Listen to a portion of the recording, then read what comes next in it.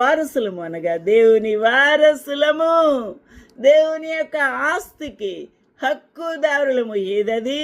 పరలోక భాగ్యము, పరలోక రాజ్యము. అబ్బా, ఎంత మహిమ, ఎంత మహిమ! అందుకే ఇక్కడ అంటున్నాడు,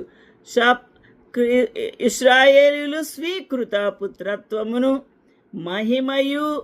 ఏంటంటే వీరికి మహిమ ఎక్కడ? దేవుని పిల్లలైనందువల్ల. ఆ పిల్లలైతే వారసులు అయినందువల్ల క్రీస్తుతో కూడా మహిమ పొందుటకు, ఆయనతో కూడా శ్రమ పడిన ఎడల క్రీస్తుతోడి వారసులము.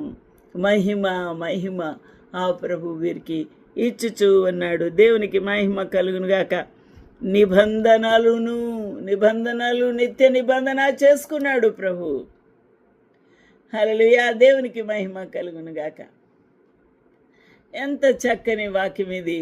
హల్లెలూయా, చాలా లోతుగా ఉంది. దేవునికి మహిమ కలుగునుగాక. దేవుడు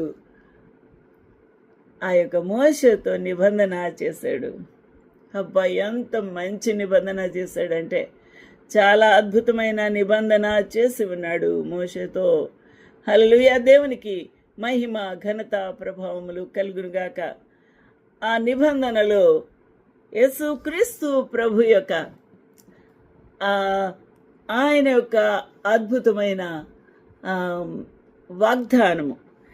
వాగ్దానము నెరవేర్చుకుంటూ ఆయన తన యొక్క నిబంధనను స్థిరపరిచి ఉన్నాడు. దేవునికి మహిమ కలుగునుగాక.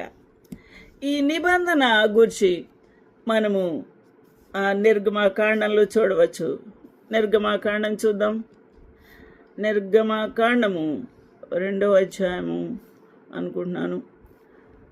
ఒకసారి చూడగలిగితే చూద్దాం.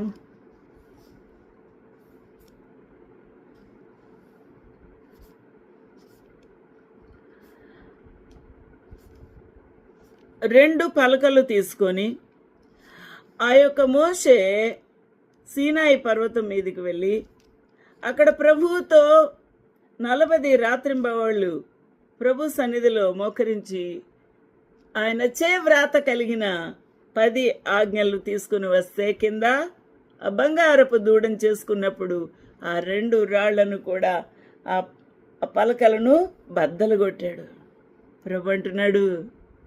ప్రభు అన్నాడు, అయ్యో, నువ్వు పగలు కొట్టావు 2 పలకలు, మళ్ళీ 2 పలకలు చెక్కుకో. ఉదయాన్నే పందల కాడనే లేచి ఆ సియోను పర్వతము ఎక్కు. ఎవరు కూడా నీతో రాకూడదు.